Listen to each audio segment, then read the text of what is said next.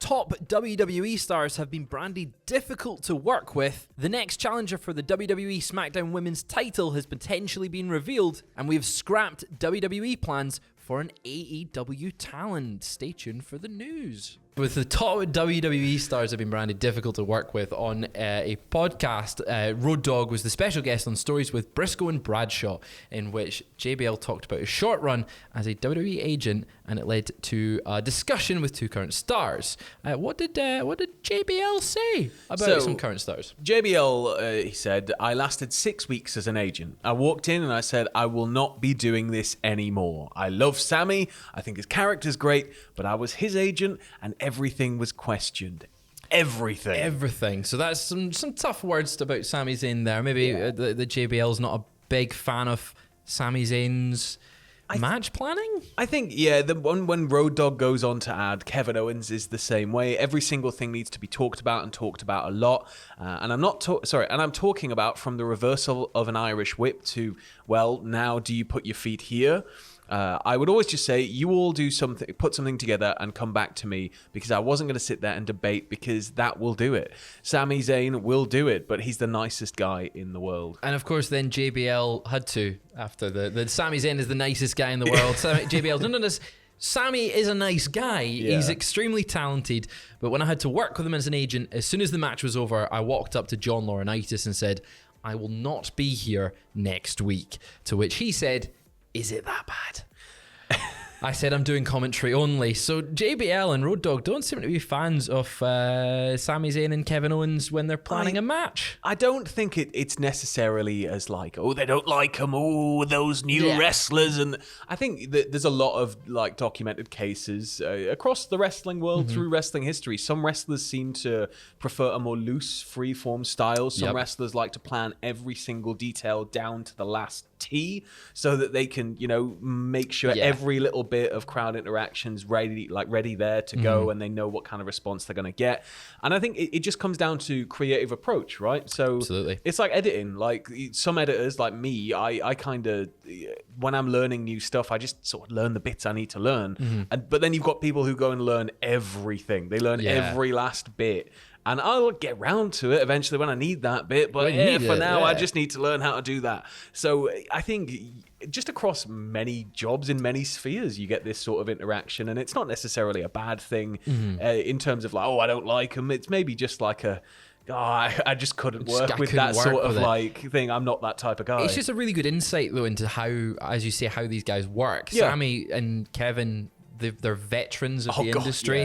They know what they're doing. So I don't know whether it's a case of they've just clashed with JBL and Road Dogg in terms of their different styles. Like both JBL and Road Dogg work a completely different style. But they're both from a similar era in terms of, when they were both kind of rising through TV. And I think it might just be like a generational thing. We've heard a lot about, it's not how it used to be and things change. And, everything does move on and refines itself and pushes into different directions. So I think, it's more of an artistic thing. I mean, mentioning going in a different direction, we're going over to the potential next challenger for the SmackDown Women's Title. Tom Campbell level revealed.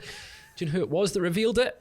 It was, of course, Dave Meltzer of the Wrestling Observer. And the newsletter that just came out today, Ronda Rousey was set to defend against Sasha Banks. Obviously, that's not going to happen right now with her recent suspension. The show is going to be Hell in a Cell on the 20th of May, because it's American dates here. SmackDown show, they did give a renewed push for Raquel Rodriguez, formerly Gonzalez, but Meltzer says that they couldn't confirm if Rousey was still on the Chicago show. However, Rousey is working with Rodriguez, and there is at least talk of a story with them together in some form, but it's not more than an idea at this point. So a little bit, could be it's if she's on the show, it will be against Rodriguez.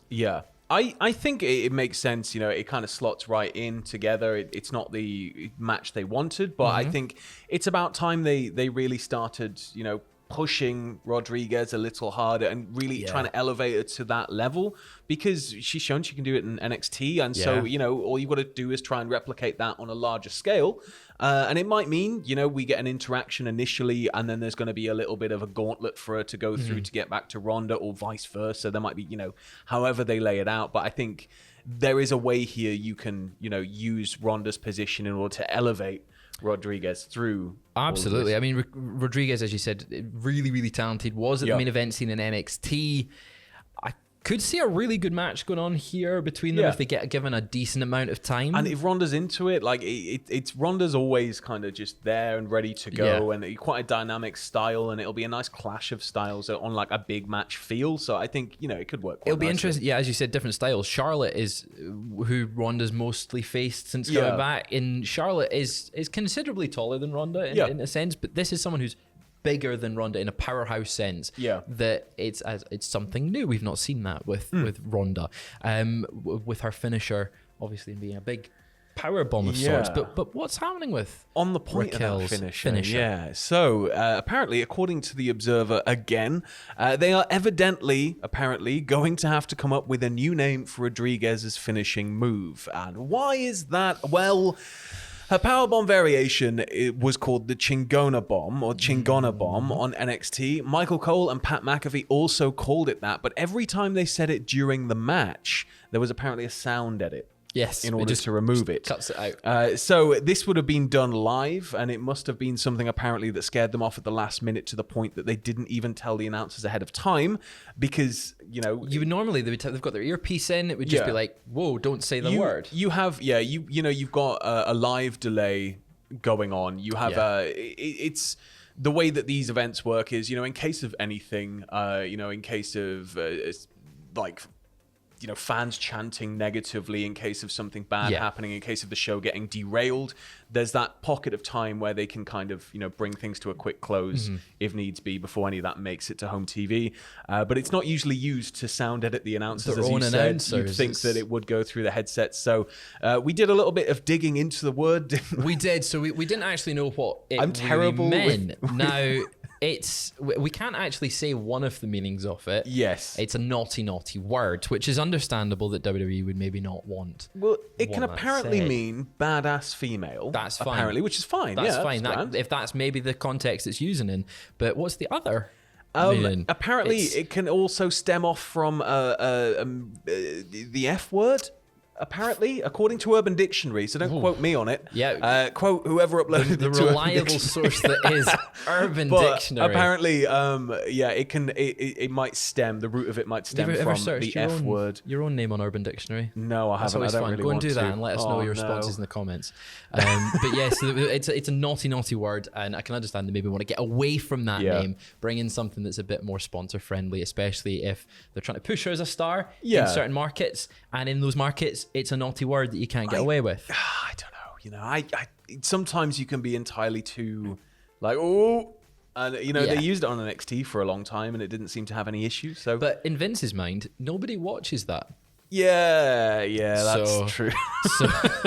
But speaking of NXT, there's been some scrap WWE plans for AEW talent, which is a weird sentence to think of. Yeah. But William Regal was in an interview recently in which he said he was planning to sign Daniel Garcia, Ricky Starks, and Wheeler Yuta to NXT before WWE changed directive. This was tweeted out by Alex McCarthy, and it's quite a few names there that would have been great. Yeah, quite a few names there. All three of those names, they don't fit the mold of the kind of the reasoning that was given for NXT being changed was, well, it's not really developmental, is it? These are all stars from elsewhere coming in here toward the end of their indie careers, and it's more like an indie retirement home than it is a developmental system or whatever. But it's like these are three names that could have actually come in. They're all really young. Yeah, they're all really young. Lots of potential that could kind of molded to the shape of WWE. It would have fit the new NXT system really well. I think, though, Regal admitting that they changed directive and not signing them after that point realizes that they could probably succeed elsewhere, which obviously they did. Ricky Starks, Daniel Garcia, Wheeler Yuta, all in AEW, kind of all being featured in big storylines, being used to their potential. Yeah, Yuta was in Japan recently. He's Ring of Honor Pure champion. Starks is in the tag title match this weekend, Double or Nothing, and then Garcia has shown a new side to his character with the Jericho Appreciation Society.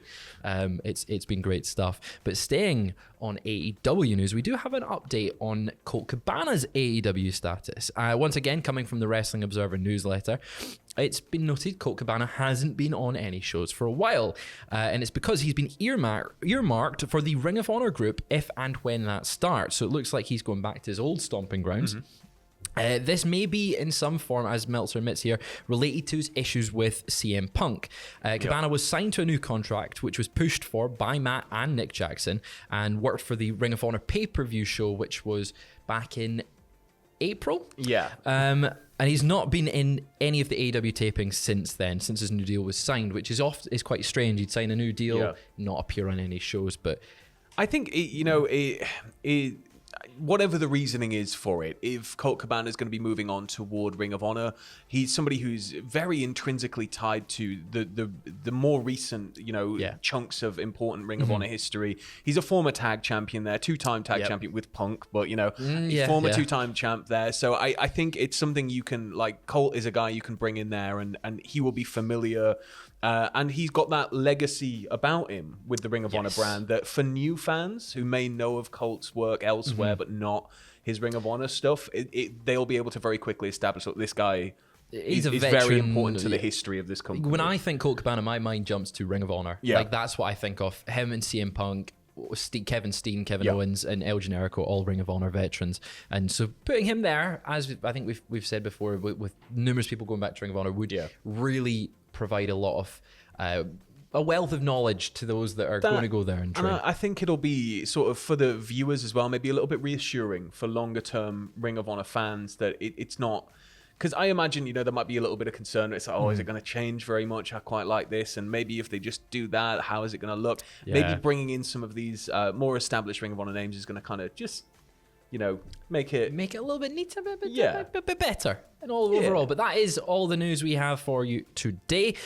We've got a couple of things to plug though, because tonight I'm going live 6 p.m. on Twitch. You can join us, but then tomorrow, Sam, you and me are going live. Yeah, so I think we mentioned it on the first news. So a bit of an apology here. Switcheroo. We're all very, very busy today compared to what we thought we'd be. Everybody's got rush projects on. So what we're going to do instead is we're going to do the playthrough of AEW Double or Nothing's card on WWE 2K22 at 3 p.m. tomorrow on YouTube, on our YouTube channel, which you're on right now. Which you're on if you're right not now. subscribed, subscribe and you'll get the alerts. Who's going to win? It's definitely me. I've had about 3 whole hours with the game. I don't know. We'll see. We'll see how we get on. But there's another thing. At 8 o'clock tonight, you can stay tuned to our social media pages and cultaholic.com for an exclusive announcement as to the final entrant into Progress Wrestling's Super Strong Style 16 tournament, which takes place next weekend. I've seen who it is. I'm excited to find out. I'm very excited, as should you. Let us know in the comments who you think it will be. But yeah, stay tuned on all social medias. And until then, we'll be back tomorrow. Yeah, catch you tomorrow. We will see you later.